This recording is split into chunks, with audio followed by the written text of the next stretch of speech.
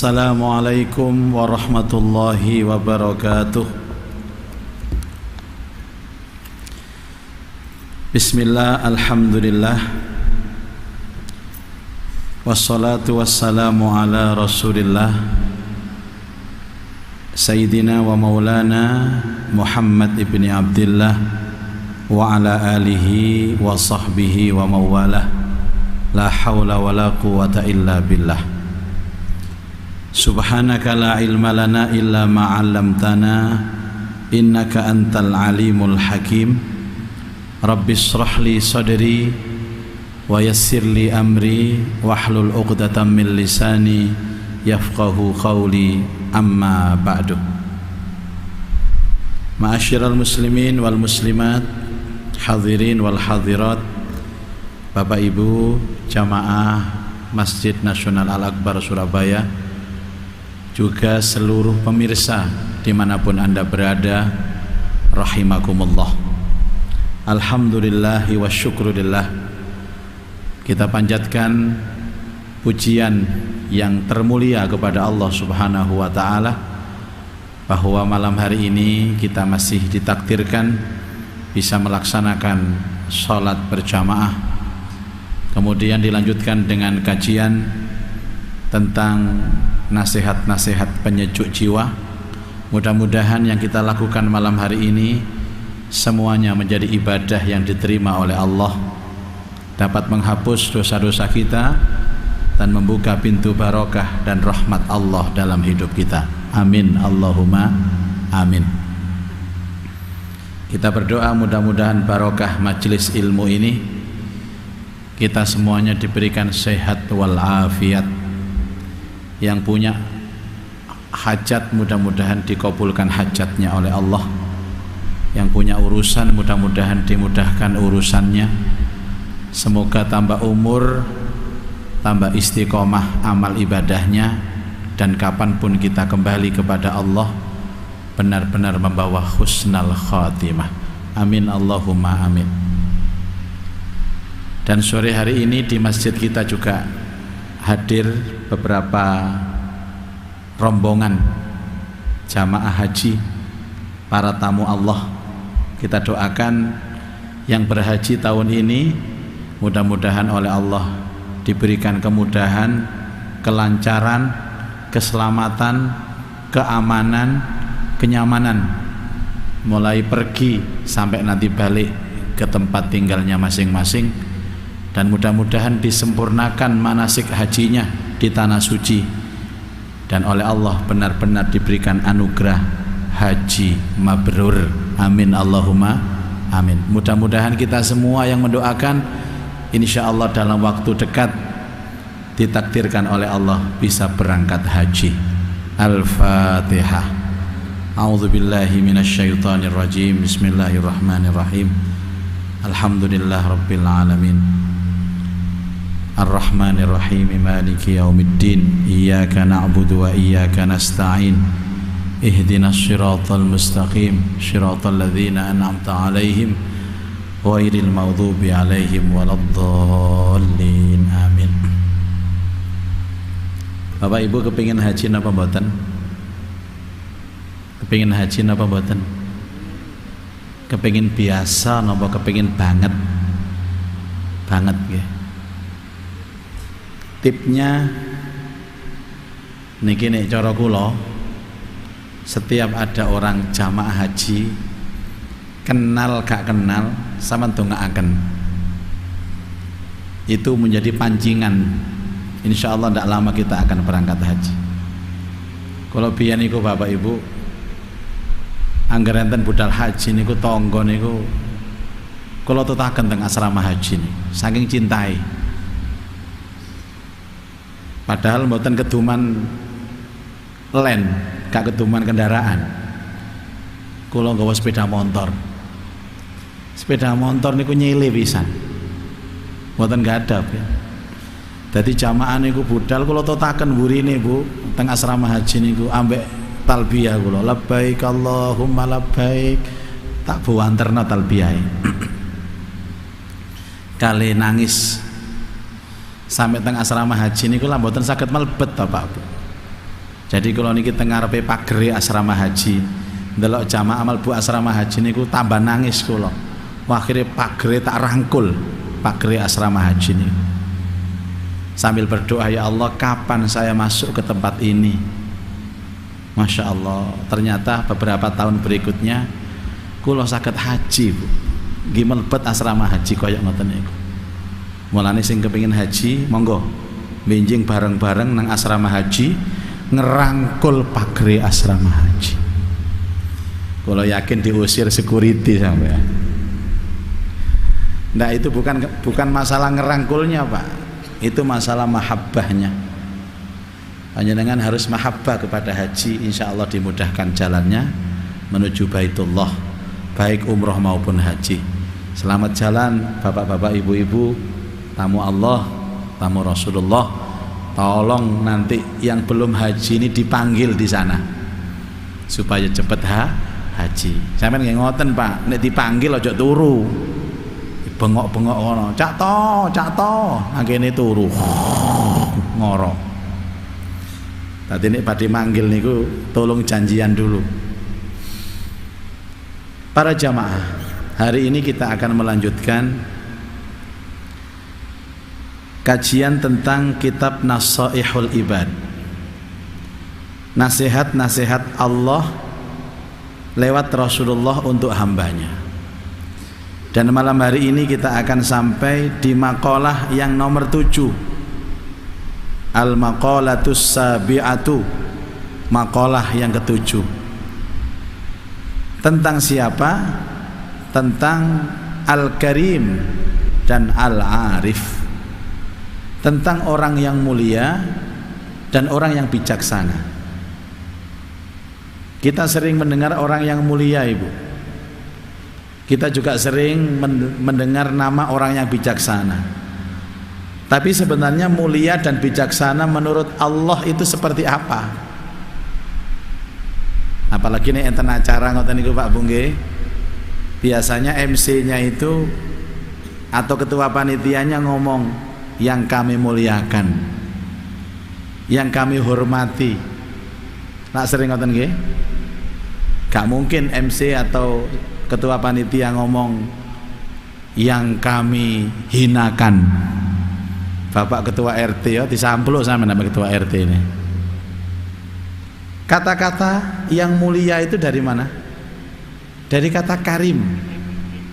Karim. Padahal sebenarnya karim ini adalah sifatnya Allah. Tapi memang orang-orang Arab sendiri kalau memanggil orang yang mulia itu dengan karim. Bahkan panggilannya itu lengkap, Al-Karim Ibnul Karim. Misalnya enten sing rawuh niku ada salah seorang tokoh namanya Muhammad, kepada Al-Karim Ibnul Karim Muhammad bin siapa? Karim itu adalah orang yang mulia. Ibnul Karim anaknya orang yang mulia.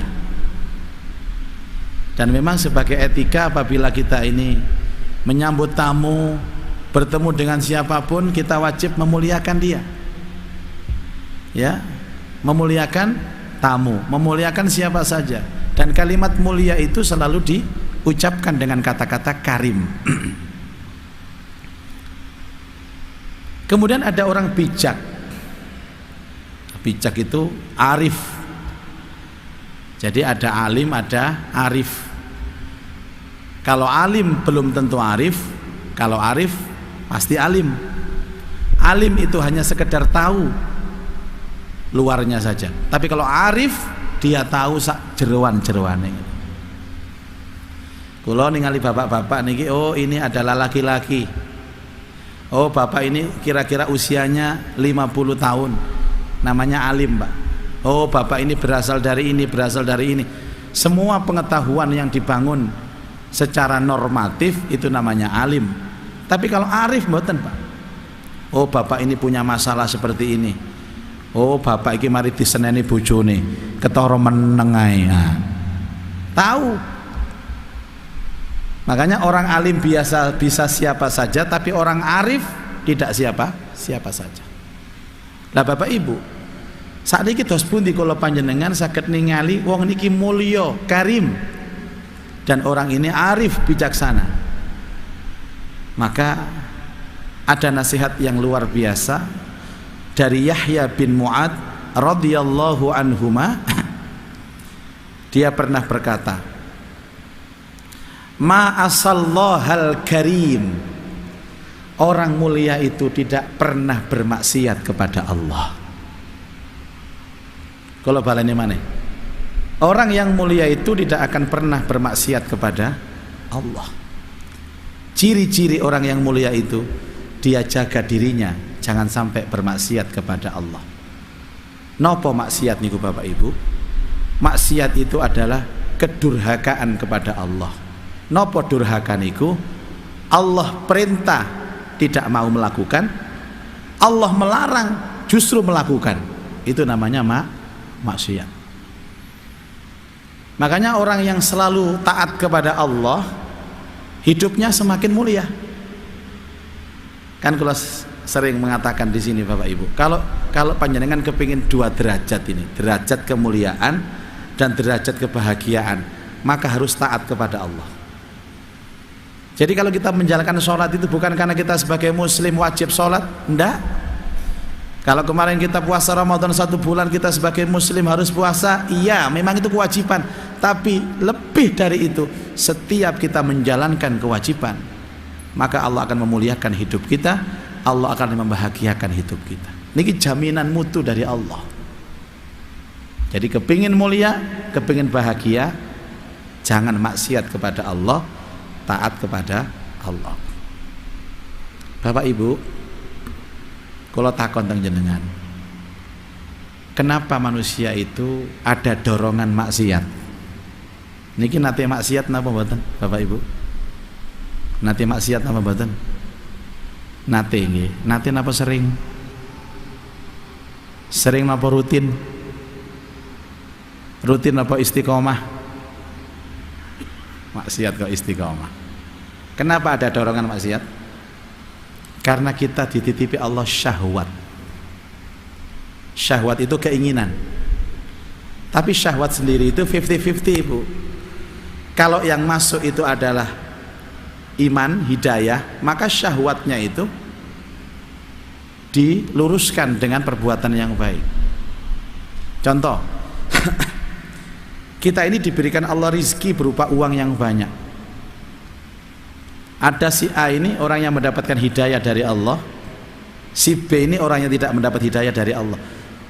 Dua-duanya punya syahwat, tapi karena dorongan hidayah, dorongan iman, maka yang satu ini menggunakan hartanya untuk kebaikan, sedekah, nyumbang masjid, menyantuni anak yatim, membantu korban bencana.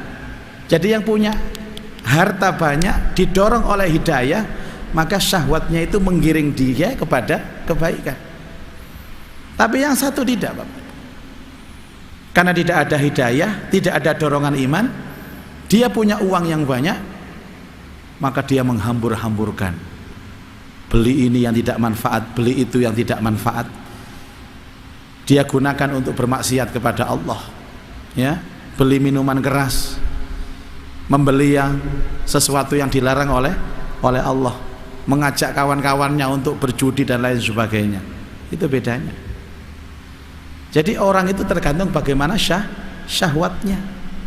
Makanya kemarin kita ini puasa, maksudnya Allah itu apa, Bu? Agar kita itu mengekang syahwat. Panjenengan tahu makhluk yang tidak punya syahwat itu siapa? Malaikat. Nggih leres, malaikat. Jadi kalau kemarin diperintahkan kita mengekang syahwat itu maksudnya apa? Allah kepingin kita menjadi malaikat. Jenengan kula niki dadi malaikat, Bu, pas poso wingi karena punya syahwat dikekang. Seperti hanya malaikat. Berhasil napa mboten kira-kira? Selama puasa kemarin jadi malaikat? Alhamdulillah berhasil. Mulai subuh sampai maghrib kita mengekang hawa nafsu dadi malaikat. Tapi mari maghrib dadi setan maneh. Niku jenenge melungsungi Bapak Ibu. Ya napa gak dadi setan wong mangane bukoe kaya ngoten. Nek njukuk sego niku blek ngeten. Njukuk sayuran blek, njukuk iwak blek. Padahal setelah dimakan 3 sendok dijarakan. Gak dintekno. Itu namanya apa dalam agama? Mubadzir.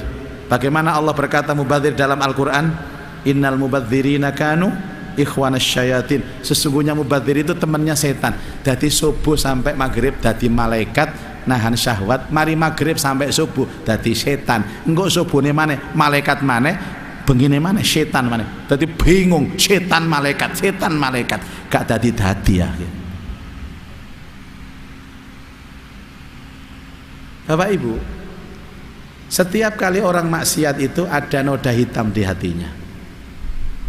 Enten maksiat tul ireng, maksiat maneh tul ireng, maksiat maneh tul ireng.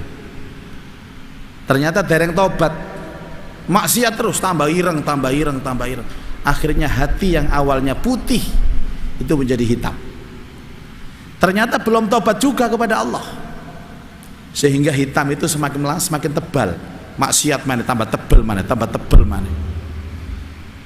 Ternyata belum bertobat juga, akhirnya tambah tebal. Yang tebal itu mengeras Pak, mengkristal, dan susah untuk dihancurkan lagi, dibersihnya angel. Akhirnya hati yang putih itu tertutup dengan noda hitam yang tebal, yang keras. Mulane enten tiyang jenenge qaswatul qalb, hati yang keras itu karena maksiatnya, karena dosanya. Orang yang sudah tertutup begini tidak akan mungkin mengenal Allah. Tidak ada orang yang bisa makrifat kepada Allah kalau hatinya penuh dosa, hatinya hitam seperti ini. Lah nek tiyang niku atine atos, Bu, dituturi gak mungkin nyambung. Nasihat-nasihat ulama, guru-guru gak mungkin masuk ke dalam hatinya. Paling mlebu kuping tengen, metu kuping kiwa.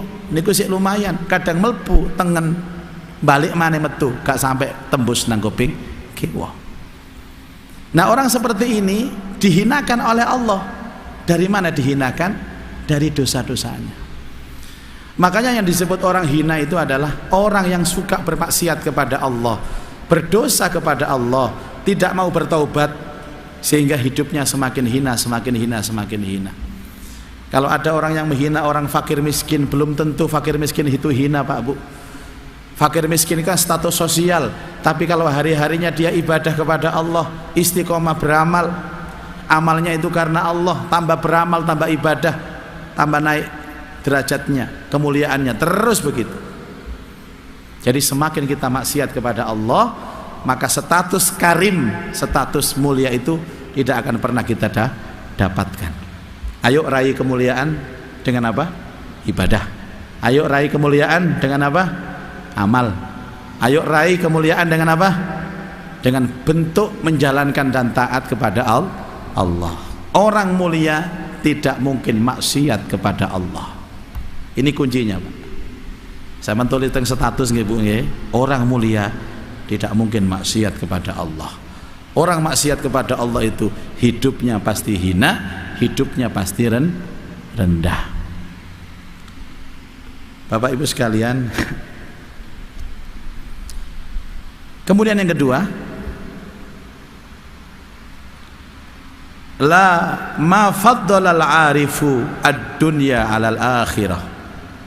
Nasihat yang kedua, orang yang bijaksana, al-arif, tidak akan memilih dunia dengan meninggalkan akhirat. Kalau baleni, orang yang bijaksana tidak akan memilih dunia dan meninggalkan akhirat. Berarti kalau saya kembalikan, orang yang arif itu pasti mementingkan akhirat daripada dunia. Kalimat mementingkan ini pun mboten kok ninggal dunia Bapak Ibu, mboten. Dunia itu selalu ada. Dunia itu harus kita cari. Karena bagaimanapun sekarang ini kita hidup di dunia. Sik butuh donya. Ibu-ibu tahu ibadah yang paling berat itu ibadah apa? Ibadah yang paling berat itu ibadah apa? Ini yang banyak tamu kita ini ibadah apa Pak? Haji. Kenapa ibadah haji berat Bu? Karena ibadah haji itu meliputi ibadah-ibadah yang lain. Ada namanya ibadah fisik, namanya badaniyah atau jismiyah. Napa? Badaniyah atau jismiyah. Salat niki damel fisik napa mboten? Damel awak napa mboten? Takbir, rukuk, sujud. Makanya orang itu kalau badannya sakit, lemes, kadang-kadang sholatnya sambil duduk, kadang-kadang nggak kuat lungguh sambil berbaring, kadang nggak kuat berbaring pun sambil ketap-ketip. Berarti sholat ini memang unsurnya badaniyah. Ada lagi ibadah itu unsurnya harta. Napa? Sedekah. Sedekah ngedalaken duit, nyumbang. Ini namanya ibadah maliyah. Napa Bu? Maliyah. Ada lagi ibadah yang sifatnya ruh, seperti jenengan zikir, la ilaha illallah, ingat Allah, astaghfirullahaladzim, sallallahu ala Muhammad. Itu ibadah ruh. Lah, ibadah ruh itu zikir. Ibadah harta itu ibadah zakat atau sedekah. Ibadah fisik contohnya sholat, haji, semuanya. Ya badan fisik, jismiyah. Ya harta. Enten Bu, tiang haji gak bayar? Kula mboten bayar ya, dibayari ya, tapi dibayari kan tetap dibayar Pak.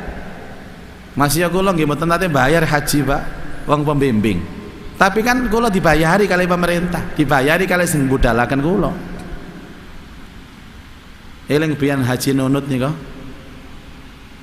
Ya, dadi enten haji zaman semono niku Pak, dereng ketat pemeriksaan niku, saking kepingine haji niku.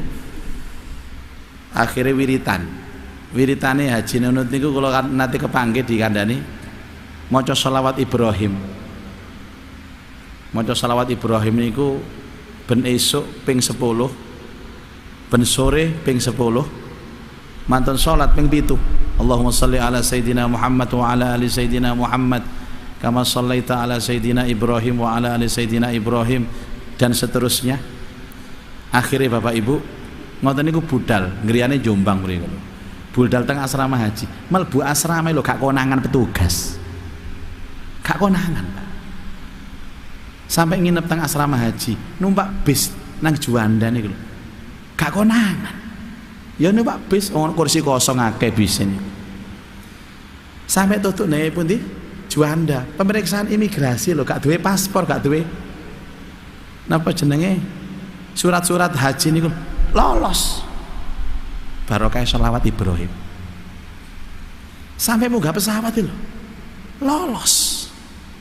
Sampai pesawatnya miber teng Jeddah niku. Gak konangan. Gak bayar, yo gak daftar.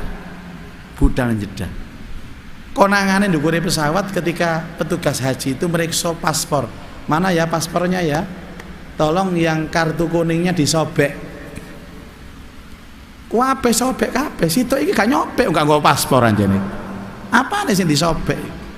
Lho mana Pak paspornya? Loh, saya ndak bawa. Lu kok bisa masuk sini? Ya ndak tahu tadi masuk ya. Nggak diusir nih. Bingung Bapak Ibu. Pramugari ini bingung, petugas haji ini bingung, pilotnya bingung. Ada penumpang ilegal dalam pesawat kita ini. Langsung bingung, telepon kono. Akhirnya sama kepala napa rombongan kepala kloter ini ku dia, Pak, Bapak iki ya apa sih Pak? Kok iso mlebu sampai nang gone ndukur pesawat iku gak nggawa surat-surat belas, gak nggawa dokumen belas. Ya kirangan wong kula mlebet yo gak diusir, gak diapakno kok. Ya gak salah jane Pak. Bingung ini. Dan tidak mungkin diterima di Saudi Arabia. Gini aja Pak. Sampean ku nango jeding ae. Ketika turun mlebu toilete pesawat. Ojo mudun, ojo metu toko toilet sampai tak kandhani sampe. Terus napa tak balikno nang nggone Surabaya maneh. Gak mungkin oleh sampean, deportasi pasti. Sudah. Dadi kuwabe mudun niku Bapak Ibu. Iku tok nang jero pesawat. Dan pesawat haji itu biasanya budal teko Surabaya penuh, balike kosong. Jemput sing mriki niku. Ambek nggawa banyu Zam-Zam biasa. Dadi balik niku ijen pesawat sing isi wong 500 niku diisi ijen Pak. Apa gak mulya sampe? beritanya itu luar biasa. Ono haji gak daftar, gak bayar iku. Berita wartawan iku sing ngenteni nang Juanda mriku, Pak. Pesawat dari Jeddah nang Juanda pas mudhun wartawan wis ngenteni kabeh nang ngisor iku. Sing haji niku wau mudhun niku dijepret. Wah, jepret wartawan. Akhirnya, Pak, ada salah satu pengusaha kita yang memberangkatkan orang ini di haji di tahun berikutnya. Akhirnya berangkat haji. Di berangkatnya ada orang yang simpati. Kok iso wong haji kadek daftar kadek mbayar, cek saktine ngono lho. Barokah selawat Ibrahim. Monggo kabeh ngamalno selawat Ibrahim, engko mlebu Juanda ya. Nek konangan ya apes ya awak. Lha kabeh ngamalno ngene terus kabeh dikabul ambek Allah, kan sing bayar bangkrut pemerintah iku, Pak. Wong ngene wis wingi kekurangan 2,5 triliun, mbok dhuwit nang ndi karo iku. Orangnya ikhlas, Bapak Ibu. Orang ikhlas itu enak. Jadi orang ikhlas itu kalau doa cepat tembus. Tadi saya katakan ibadah yang paling berat ibadah haji. 1, fisik. Jenengan tawaf fisik, sa'i fisik, wukuf teng Arafah fisik, mabit teng ngene Mina fisik. Malah nek fisike niku mboten sae nek mabit, Pak. Akhire gak tadi mabit tapi mobat mabit jare wong. Munggah mudhun bis niku nggih fisik, lontar jamarot, duki tenda teng ngene jumroh niku ado fisik. Berat haji niku. Ngetono dhuwit macam-macam. Durasinya harus panjang.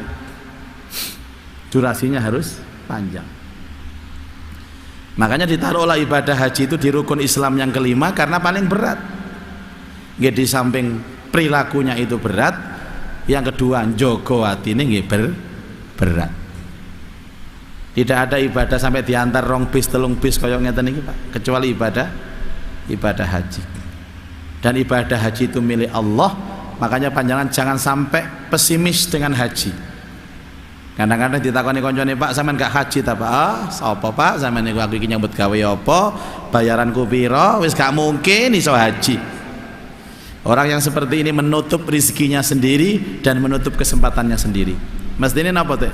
Ditakoni wong, "Pak, pun daftar haji sampean?" Sampean tungaaken mawon. Kula kepengin haji niku. Pun daftar dereng. Mboten napa-napa. Jadi banyak orang yang menutup rizki hajinya sendiri gara-gara apa?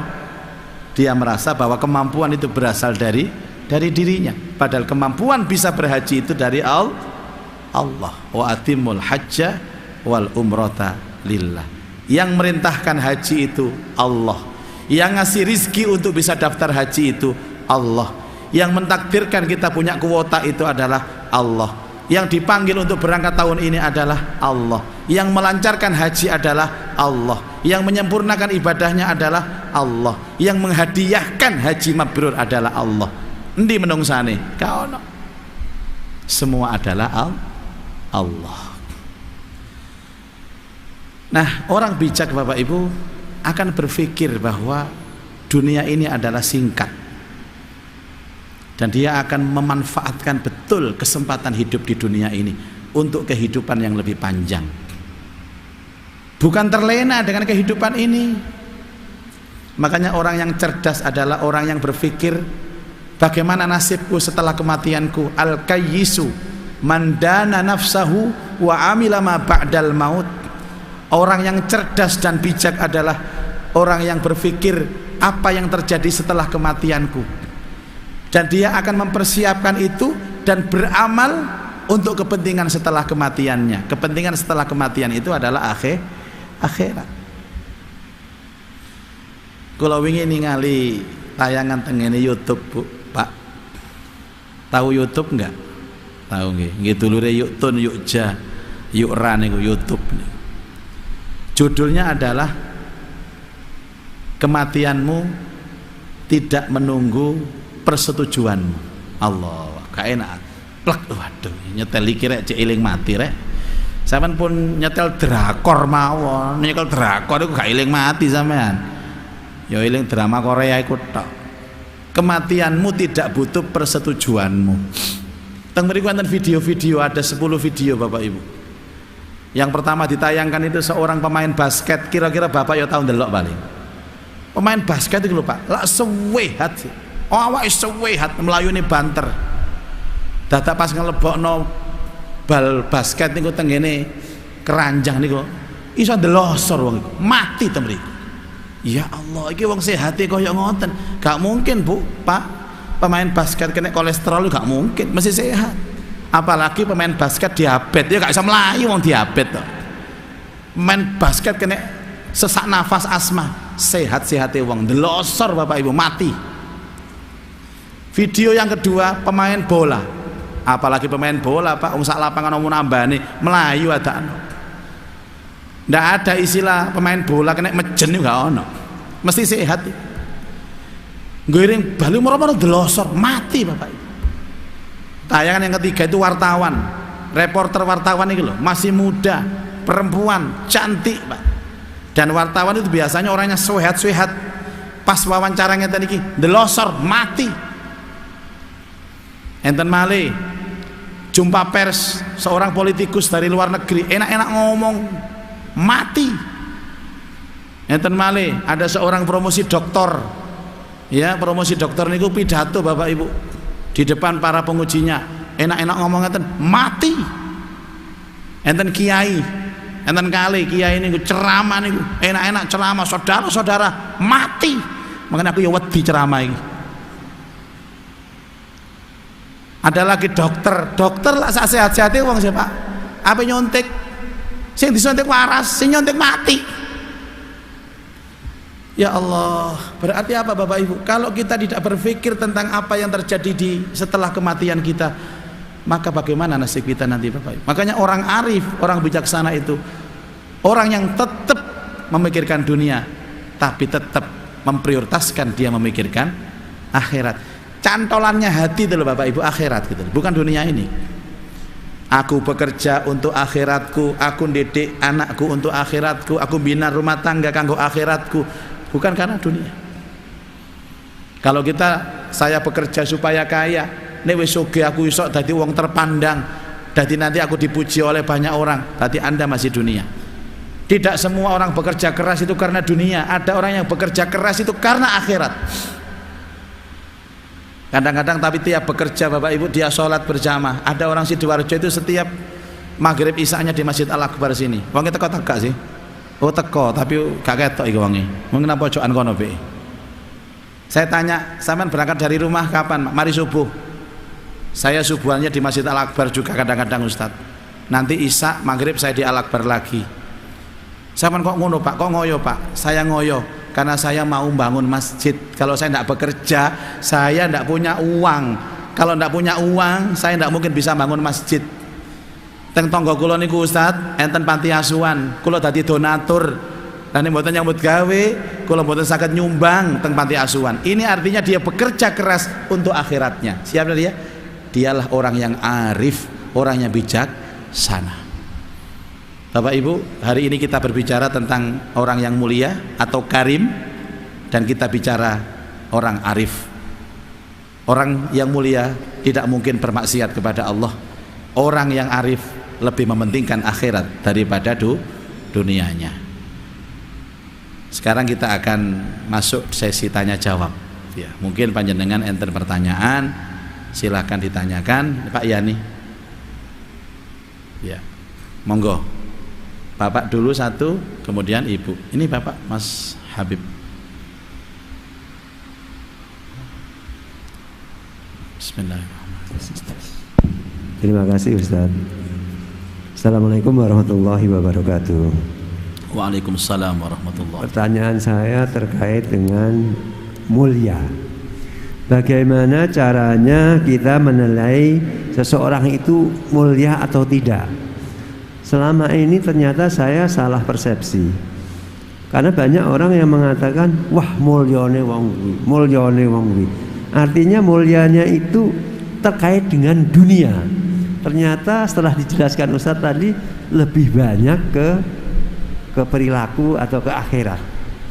Itu pertama. Yang kedua, ada syair yang mengatakan aish kariman au mut syahidan. Kenapa ini au atau kenapa enggak wa? Ish kariman wa mut syahidan. Hiduplah mulia dan matilah jadi syahid. Terima kasih. Ya. Bapak Ibu, kemuliaan itu hanya Allah yang tahu. Hanya Allah yang tahu. La ya'riful karim illal karim katanya. Tidak mengerti orang yang mulia kecuali yang maha mulia. Tapi Allah memberi isyarat-isyarat, memberikan tanda-tanda dan indikator-indikator. Indikator itu apa Bu? Ngitung kali kalkulator barang nih. Apa indikatornya? Indikatornya itu 3. Walaupun ini tidak harus seperti itu. Kadang-kadang salah, kadang benar, tapi mendekati kebenaran. 1, akhlak. 1, akhlak. Dan akhlak ini bukan sehari 2 hari Pak.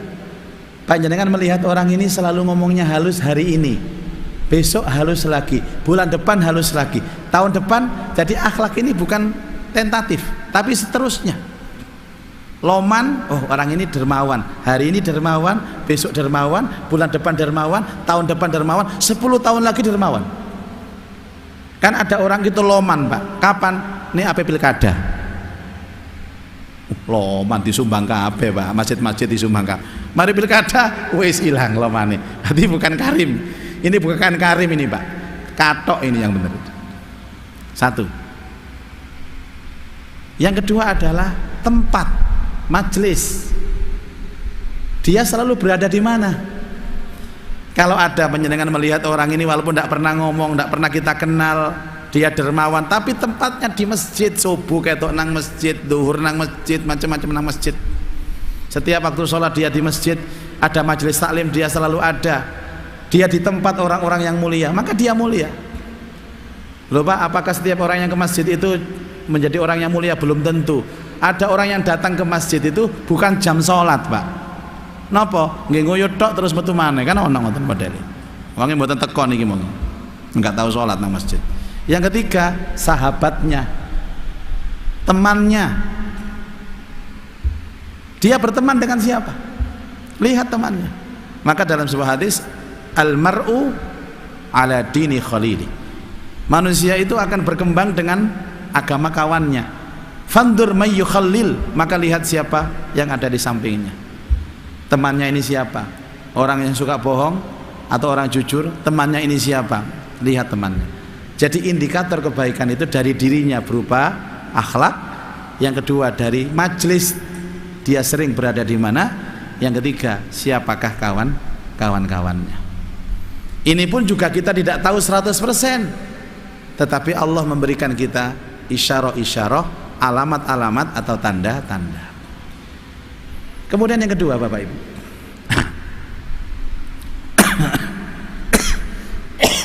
yang kedua batuk ini Pak,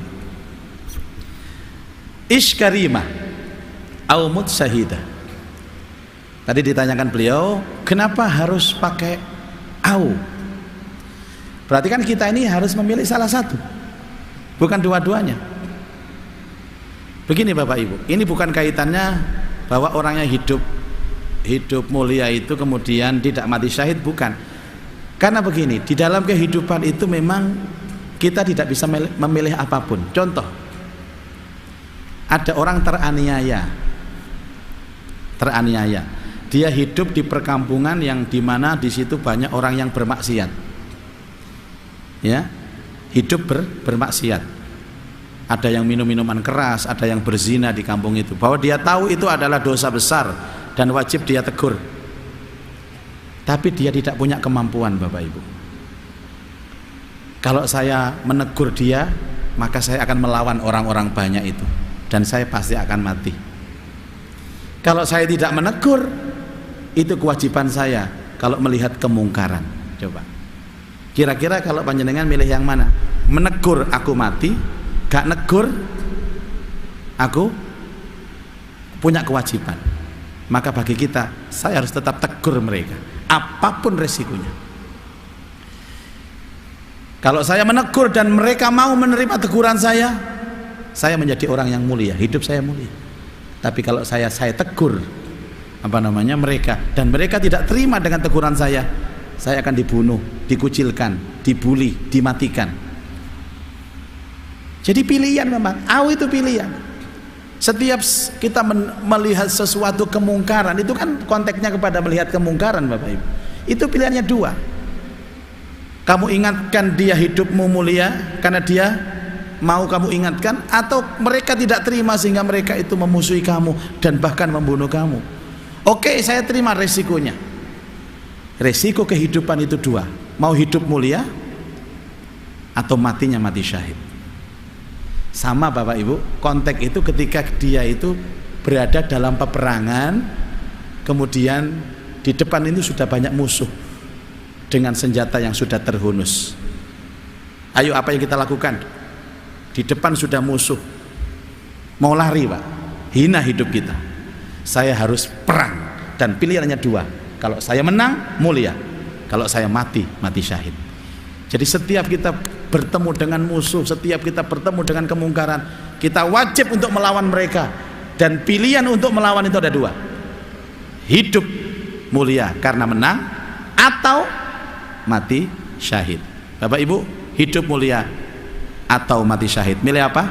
Atau harta atau nyawa? Atau itu yang sering terjadi. Ingatkan nggih? Monggo Bu. Assalamualaikum warahmatullahi wabarakatuh. Waalaikumsalam warahmatullahi wabarakatuh. Terima kasih atas waktu yang diberikan kepada saya, Ustaz. Saya mau tanyakan Ustaz, amalan ibadah apa supaya kita tidak tergolong berkhianat kepada Allah, padahal sholat 5 waktu sunnah-sunnah sudah kita lakukan, sholat hajat, tahajud, sholat duha, zikir-zikir sudah. Mungkin ada amalan ibadah lain yang bisa mempertahankan iman kita supaya tidak berkhianat kepada Allah. Yang kedua, pertanyaan saya, sholat hajat itu apakah bisa kita lakukan sewaktu-waktu? Terima kasih. Ya. Waalaikumsalam warahmatullahi wabarakatuh. Bapak Ibu, kita harus beramal secara istiqomah. Bagaimana istiqomah ini? Ada 4 Pak. Tipnya ada 4. 1, jaga yang wajib. Maksudnya jaga yang wajib itu seperti sholat wajib nih, tapi lakukan dengan level yang tertinggi. Dipaksa, harus jamaah, harus di masjid, harus awal waktu. Dipaksa Pak. Karena ibadah itu kalau tidak dipaksa nggak bisa. Jadi jaga yang wajib dengan mengambil level yang nomor 1. Sholat ini kan banyak, ada orang yang sukanya itu sholatnya di akhir waktu. Ya sholat jenenge. Ada sholatnya itu di rumah terus. Ya sholat. Ada sholatnya sendirian terus. Ambil yang level tertinggi. Sholatnya awal waktu, berjamaah di masjid. Tapi tidak saya sebutkan di Masjid Al-Akbar, tidak usah. Itu masjid-masjid terserah sampai. 1. Yang kedua, harus punya wadifah sunnah.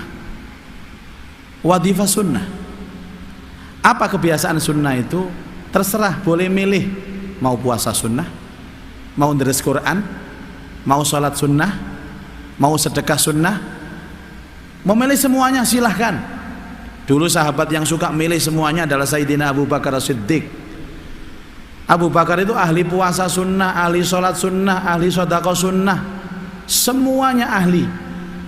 Sampai Rasulullah suatu ketika pengajian seperti ini ditanya, siapa yang hari ini sudah menjenguk orang sakit? Semuanya diam. Abu Bakar, saya ya Rasulullah. Siapa yang hari ini sudah menyantuni anak yatim? Semuanya diam. Saya sudah ya Rasulullah. Siapa yang hari ini sudah melaksanakan salat duha 8 rakaat? Saya ya Rasulullah. Yang lain diam semua. Siapa yang hari ini sudah macam semuanya? Abu Bakar. Kemudian Rasulullah SAW bersabda bahwa setiap amalan sunnah yang terus menerus itu nanti akan ada pintunya. Di surga itu ada pintu-pintu sesuai amalannya. Ada babus sholah, pintu sholat, dimasuki oleh siapa? Mereka yang ahli sholat sunnah. Ada babur royan atau babus siam, khusus dimasuki orang yang ahli puasa sunnah. Ada babus sedekah, pintu sedekah dimasuki oleh ahli sedekah. Ada babul jihad, pintu jihad dimasuki oleh siapa? Orang yang ahli jihad. Kemudian Sayyidina Abu Bakar bertanya kepada Rasulullah, "Ya Rasulullah, apa mungkin ada orang itu nanti masuk dipanggil oleh semua pintu?" Kata Rasulullah, "Ada, dan aku berharap engkaulah wahai Abu Bakar di antara yang masuk semua pintu itu." Tadi ini sampean awe-awe Bu, kenapa sampean mlebu swarga? Ahli semuanya memanggil pintu salat. "Pak, sini Pak, masuk sini." Pintu sedekah, "Pak, pintu sini." Pintu puasa, ahli puasa, sini, semuanya celuk-celuk. Tapi ini sampean ahli puasa tok, gak ahli salat, gak ahli maca Quran. Ya pintu puasa, Bu, sini Bu, pintu puasa sini. Liyane gak nyeluk-nyeluk. Lah bayangaken ana sing mlebu swarga, gak ana sing nyeluk blas ya apa iku. Jadi wadifah sunnah, lakukan tapi jangan banyak-banyak, sing penting rutin. Satu hari satu juz cukup. Cukup Bu, satu hari satu juz? Gayai cukup, nggak tahu nyampe ngono. Sedina ya sak lempir ngono. Gayai satu hari cukup Bu, satu juz? Insyaallah cukup Ustaz. Padahal sak lempir dok. Puasa sunnah, 3 saja pilihannya puasa sunnah itu. Ini puasa sunnah yang reguler ya Bu ya. Senin Kemis, Ayamul Bid atau puasa Daud, pilih tapi rutin. Nanti ditambahkan puasa event seperti kemarin puasa Syawal, nanti puasa Arafah, sebentar lagi puasa Tarwiyah Arafah, puasa 10 Muharram Asyura. Tambahkan itu, gak usah akeh-akeh. Makanya dilarang puasa setiap hari tanpa alasan, kecuali puasa nazar. Kalau nazar monggo, liyane ojo puasa bendina akhirnya lemah jekukru ngene. Ayo ngaji Pak, aku poso. Alasan poso tapi gak semangat. Lakukan amalan-amalan sunnah. Bapak Ibu, kalau melakukan amalan sunnah, pastikan sekarang kita lakukan sampai tua bisa kita lakukan. Jangan sampai berhenti.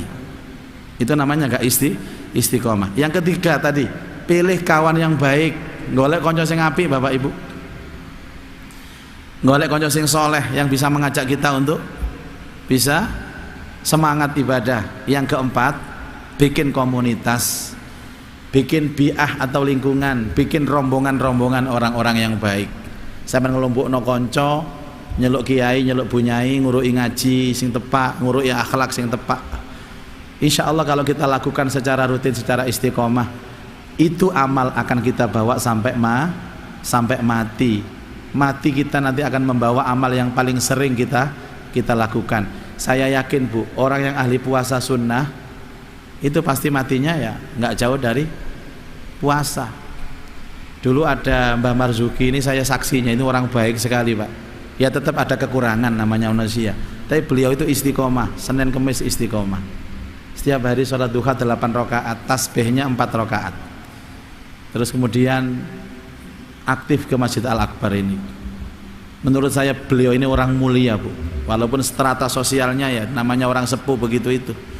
Tapi beliau dimuliakan oleh Allah. Wafatnya itu menjelang mau berangkat ke masjid coba. Karena suka ke masjid, wafatnya itu mau berangkat, jatuh, kemudian meninggal. Jadi orang yang senang ke masjid itu ya wafatnya di masjid atau mau berangkat ke masjid. Tapi kalau orang istiqomah ke mall ya nanti wafatnya di mall. Kecepet lip biasa. Nah, wedi kabeh nang mall. Nomor 2, sholat hajat. Sholat hajat itu kategori sholat mutlak namanya Bu. Sholat 2 rakaat yang ditujukan untuk keperluan tertentu. Biasanya kalau kita melaksanakan qiyamul lail, kita sisipkan sholat hajat. Dan itu anjuran dari Nabi SAW. Kategorinya sholat mutlak. Jadi kalau panjenengan mencari mana dalilnya sholat hajat, tidak ketemu. Dalilnya sholat mutlak.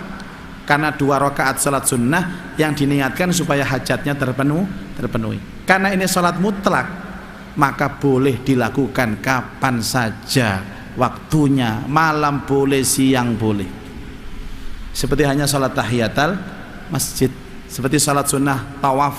Setelah tawaf itu ada sholat sunnah mutlak di Maqam Ibrahim dan Hijr Ismail. Lakukan pagi boleh, siang boleh, sore boleh, malam juga tambah bagus. Jadi ada sholat taubat, ada sholat hajat, itu masuk kategori sholat mutlak dan itu sangat dianjurkan oleh Nabi Shallallahu Alaihi Wasallam. Maka kalau malam Ibu diupayakan di samping kita sholat tahajud, sisipkan sholat taubat, sisipkan sholat hajat. Tapi kalau sholat tasbih kan kadang-kadang berat, maca subhanallah ping 15 ping 10, kadang-kadang sing sepuh-sepuh iku isok rokok maca subhanallah walhamdulillah ping 10 gak iso tangi, napa boyoki kumat. Maka kadang-kadang kalau sholat tasbih itu cari fisik yang fresh, yang sehat ya, supaya kita maksimal. Yang lain taubat 2 rakaat tambahi 4 rakaat boleh, hajat 2 rakaat tambahi 4 rakaat juga boleh. Karena kita ini butuh kepada Allah. Bukti kalau kita butuh kepada Allah, kita melaksanakan sholat hajat. Terima kasih Bapak Ibu, mudah-mudahan menjadi keterangan yang manfaat. Al-Fatihah. A'udzubillahi minasyaitonirrajim. Bismillahirrahmanirrahim. Iyyaka na'budu wa iyyaka nasta'in. Ghairil maghdubi. A'udzubillahi minasyaitonirrajim. Bismillahirrahmanirrahim. Alhamdulillahirabbil alamin. Allahumma shalli ala sayyidina Muhammad wa alihi wa sahbihi ajma'in. Allahumma anfa'na bima 'allamtana wa 'allimna ma yanfa'una wa zidna ilman nafi'a. Allahumma arzuqna fahman nabiyyin wa hifdzal mursalin wa ilhamal malaikatil muqarrabin. Rabbana atina fid dunya hasanah wa fil akhirati hasanah wa qina adzabannar. Wa sallallahu ala sayyidina Muhammad wa alihi wa sahbihi ajma'in. Walhamdulillahi rabbil alamin. Subhanakallahumma wa bihamdika asyhadu an la ilaha illa anta astaghfiruka wa atubu ilaik. Assalamualaikum warahmatullahi wabarakatuh.